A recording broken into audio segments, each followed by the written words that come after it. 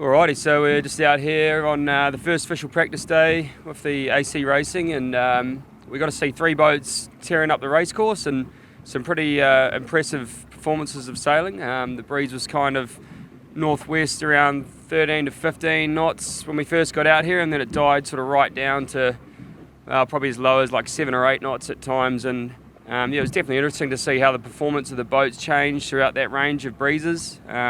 Especially when they got caught out with the wrong headsails on, and mainsails maybe different as well. So yeah, it was pretty interesting, Cam. I don't know what you thought, but the Kiwis were looking pretty quick across the range, and American Magic was definitely looking good in the breeze as well.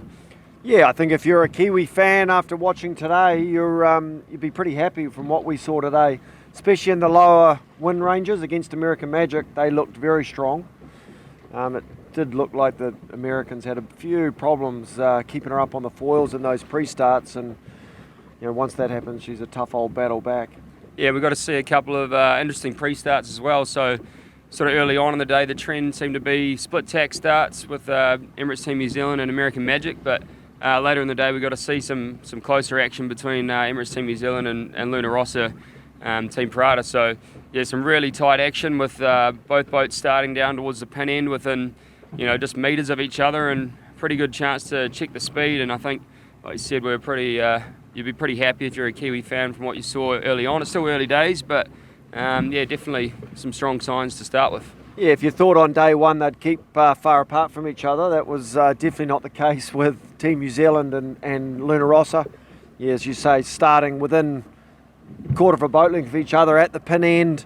Both starts, Team New Zealand managed to hold Luna Rossa all the way out to the boundary exclusion zone, and then controlled the situation from there.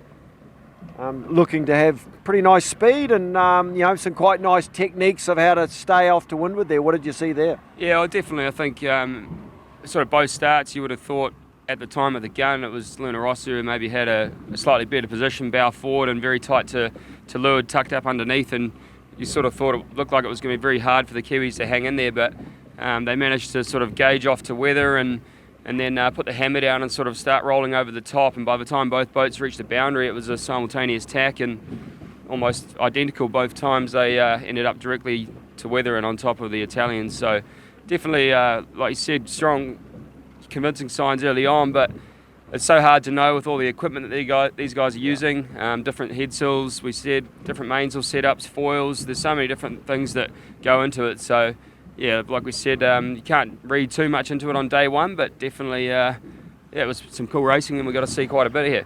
Yeah, and I guess we shouldn't forget to tell you a little bit about INEOS Team UK. Have had a pretty unfortunate time. I'm sure they've been looking forward to this day as much as everybody. Day one to get out here and line up against another team, and unfortunately they've obviously broken something. What they've broken is anybody's guess right now, but they've certainly, since we've been out here, they did not sail at all, and they've had a very slow tow back up the harbour, so I know they'll be really disappointed. You've got your only limited days where they can line up and check out how they're going, and they've lost opportunity number one. Yeah, absolutely. That could be quite crucial, obviously, for them, looking at how they could have potentially stacked up against the other teams. So unfortunately for them, it's just going to be a matter of trying to touch base with the recon boats here, and they'll get all the information that they can back to the sailing team and try and go over some of that analysis tonight. But I mean, unless they know where they stack up against, for example, the Americans who did get a line up with the Kiwis, it's quite a big opportunity to miss, so they'll be very disappointed. Yeah, for sure. And Team New Zealand, Luna Rossa and American Magic are all going to go home with plenty of data, plenty of good information, real life race starting for the first time in their campaigns. Luna Rossa, Team New Zealand did 2 nice pre-starts. I think Team New Zealand and American Magic must have done 6 or 7 and through quite a different range, trying different techniques. You really can't take a lot out of it in day one, but as we saw, I think overall Team New Zealand would, I think, be going home probably the happiest.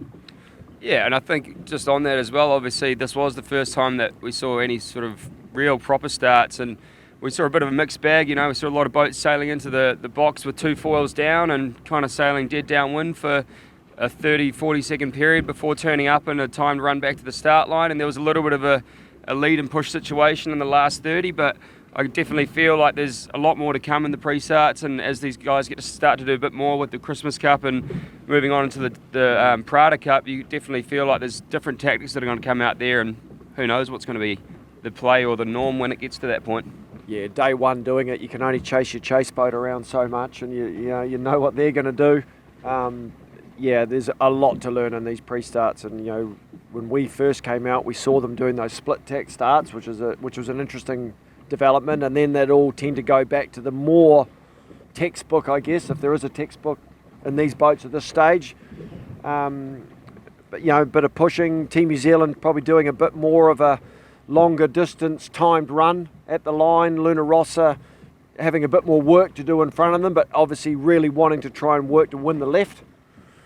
So yeah, really, really interesting day one, and yes, certainly looking forward to getting out here again on Thursday and seeing what happens in different conditions.